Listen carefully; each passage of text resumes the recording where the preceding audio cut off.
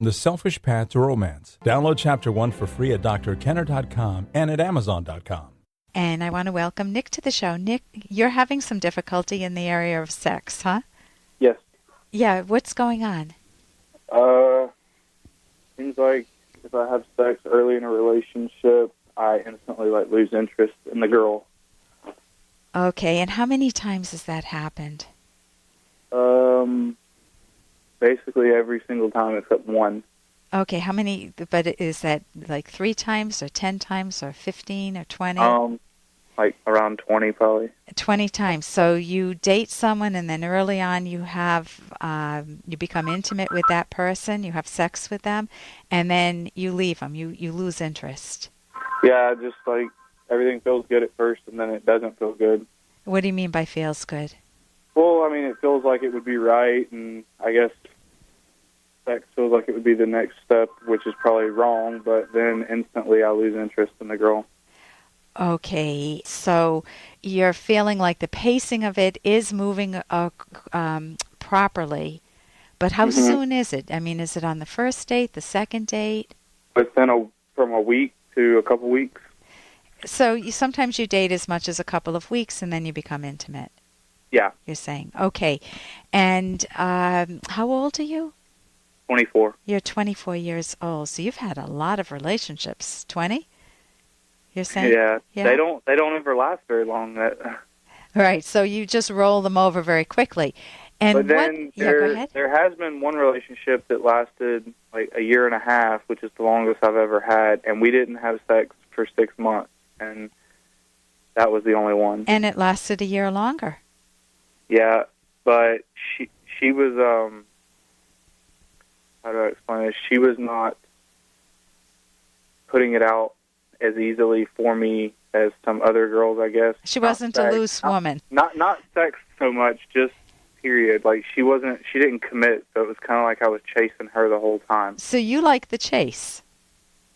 Well, I guess I do. That's the only conclusion I can come to. But the whole time I'm going through the chase, I'm wishing the girl would just commit. But then as soon as she does and she starts showing heavy feelings and emotions for me, then I lose interest. Okay, so when you have an emotion such as you lose interest, that you're just not feeling connected anymore, you want to be able to translate that into words. Capture what you might say in your mind. You know, what you might say, oh my God, what if she gets to know me? I'm anxious, or I don't know how to go beyond in a relationship. I don't know what to do after this. Or, I'm not sure what you say to yourself, but when you feel that, oh, it's all over, I have no interest in her any longer, what goes through your mind? What thoughts? Then it's just guilt, because I know I'm fixing to hurt this girl's feelings. I feel like I've done something wrong, and I feel bad because I told myself at the beginning, don't have sex with her, don't have sex with her, don't have sex. And then I do, and I end up usually hurting their feelings, which makes me feel bad, makes my conscience feel bad, I guess. Oh, so the pattern's a little more complicated then. What you're saying is it's not just, ooh, can I get her in bed? And then you get her in bed and say, well, that was my goal. Now I can dump her and move on to the next one. No, it's not that at all. I would love to be in, a meaningful relationship. So guilt is killing you. Mm-hmm. The guilt of thinking that this is wrong, I shouldn't have sex with her, because if I have sex with her, what will happen? What do you predict will happen? Hey, I got to interrupt this because we've got to pay some bills. 30 seconds, that's it. A very quick ad, and then Alan will be back. Romance. I wish I knew more about what girls want from a relationship. Boy, I wish I knew more about what I want. Where's that ad I saw? Here it is.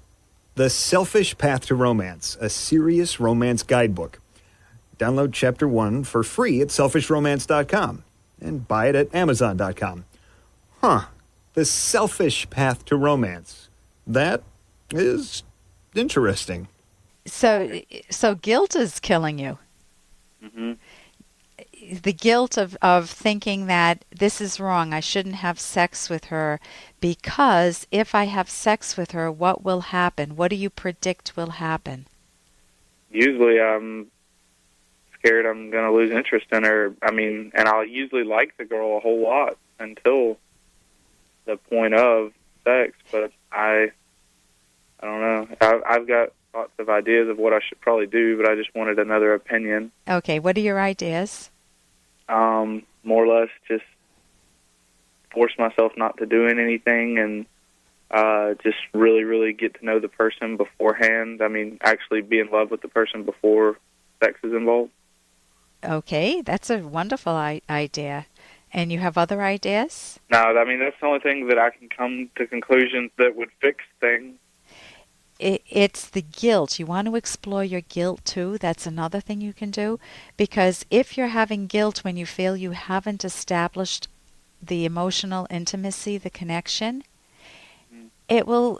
People can have sex with other people, and sometimes it can be that you can get that wonderful heightened feeling of romantic intimacy, a soulmate connection, and sometimes it feels like you're mutually self-pleasuring together, but you're both having your own fantasies, or you're not connecting at all. It's like two kids in parallel play, but they're not playing with each other. Yeah. And that will leave you feeling a very different emotion than the one that you're wanting, which is more of that emotional intimacy. Yeah. So emotional intimacy means that you want to learn how to run a relationship. What was your parents' relationship like? Great. They were married 25 years until my dad passed away. There was no problems. They never divorced or anything like that. That is unbelievable to hear, because you're a kid. You're on you get the inside story. You didn't hear them bickering, because people can stay together for 25 years, but they're not happy. My dad was a truck driver, so he was gone for 4 or 5 days a week. Yeah. Every week. I mean, but that worked. I mean, they liked it and it worked for them, and they were both. What's the word? They didn't cheat on each other, but there's a better word for that. Ooh, there was no infidelity. That there was they nothing were like that. I mean, they were committed both, to each other. So what makes you think that you can't have that when you have such good role models? I don't know. It's like I'm scared of when a girl, almost like when a girl falls head over heels, or almost I can tell she's starting to fall for me or something. It's like I back off. Then you want to figure out what your self-talk is that causes you to back off. If you don't think you're worthy of the head over heels, you will feel guilty.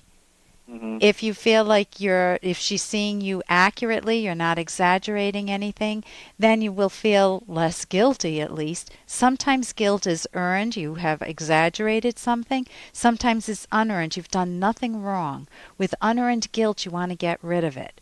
You want to see that the guilt is inappropriate, is not founded in reality.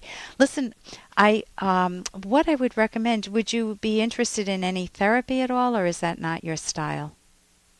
I don't know. I've actually kind of discussed this with my mom, and she kind of thinks maybe I should see someone. I would recommend a cognitive therapist, and there's a website, the Academy of CT for Cognitive Therapy.org. And you can go to that and find a therapist in your area. They will help you identify the thoughts that are actually driving this pattern that you're into and give you skills to break it. Okay. Okay. And you talked about some of the thoughts. You definitely want to explore guilt, because when any of us feel guilty, it messes up whatever goal we're after. So the guilt is very good that you identified that. And waiting, getting to know someone, you can't get better advice than that, the advice you were giving yourself. Yeah. So you do want to get to know her well. Listen, thank you so much for your call, and I wish you some very happy emotional intimacy, real lasting emotional intimacy in the future. For more Dr. Kenner podcast, go to drkenner.com and please listen to this ad. Here's an excerpt from The Selfish Path to Romance, the Serious Romance Guidebook by Drs. Kenner and Locke.